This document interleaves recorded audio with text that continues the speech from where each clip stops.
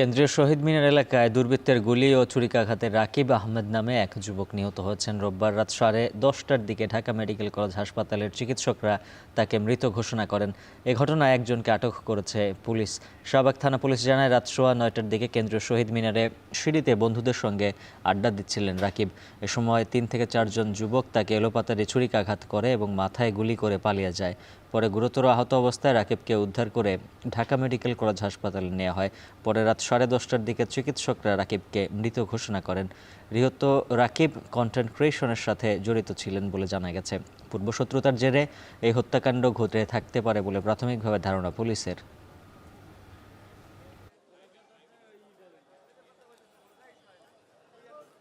আমরা তো একজনকে প্রত্যক্ষদর্শী এখানে যারা ছিল আমরা সবাই ওকে ধরছিলাম। ধরার পরে আমরা ওকে যখন একটু মারধরও করা হয়েছিল, জনপ্রশাসন ওখানে অনেক মারধর করা হয়েছিল, তারপর ওকে পুলিশের হেফাজতে দেওয়া হয়েছিল। ওরা গুলি করছে, আমি যেটা শুনছি ওরা হচ্ছে 4-5 জন আসছে, তো একজনে গুলি করছে, আর হচ্ছে একজনে চাকু দিয়ে টান দিছে, আর একজনে হচ্ছে হাতুড়ি দিয়ে মাথায় বাড়ি দিছে। এ বিষয়ে আরও বিস্তারিত জানতে ঢাকা মেডিকেল কলেজ হাসপাতাল থেকে যুক্ত আছেন সহকর্মী ইমদাদুল আজাদ।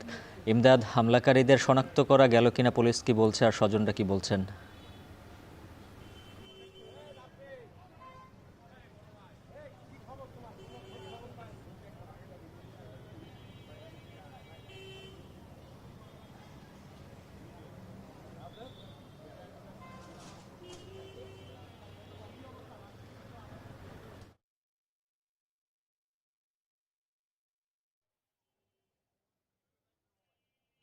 উজ্জ্বল রাত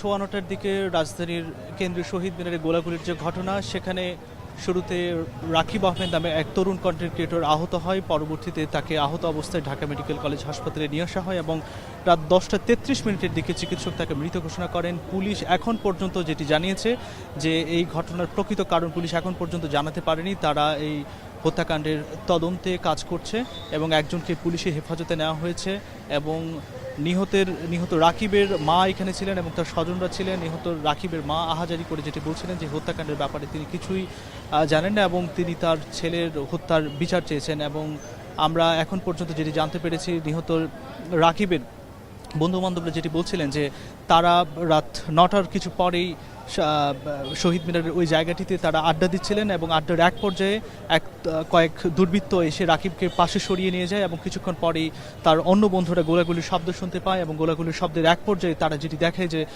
শহীদ মিনারের ওপরে ওই রাকিবকে রক্তাক্ত অবস্থায় পড়ে থাকতে দেখে এবং তাকে তার ছুরি দিয়ে জখমের চিহ্ন দেখতে পায়। পরবর্তীতে তাকে ঢাকা মেডিকেলে নিয়ে আসে এবং পুলিশের বরাতে তার বন্ধুবান্ধবরা যেটি বলছেন এই হত্যাকাণ্ডের পেছনে কোনো প্রেম ঘটিত কারণ থাকতে পারে, তবে পুলিশ এখন পর্যন্ত এই হত্যাকাণ্ডের কোনো কারণ জানায়নি এবং তারা এই ঘটনার তদন্তে কাজ করছে।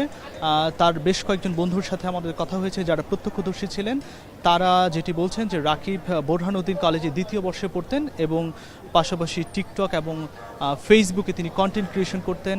রাকিবের বাবা ঢাকা বিশ্ববিদ্যালয়ের কুয়েত মৈত্রী হলে কর্মচারী। রাকিবের মাও তার বন্ধু বান্ধবরা জানিয়েছেন শেখ বোরহানুদ্দিন কলেজের কর্মচারী এবং তারা মূলত রাজধানীর নিমতলী এলাকায় বসবাস করতেন পরিবার নিয়ে। রাকিবের মা এখানে কিছুক্ষণ আগেই ঢাকা মেডিকেল কলেজ হাসপাতালে ছিলেন এবং তার মা এই ছিল উজ্জ্বল, আমার কাছে এই ছিল ঢাকা মেডিকেল কলেজ হাসপাতাল থেকে সর্বশেষ।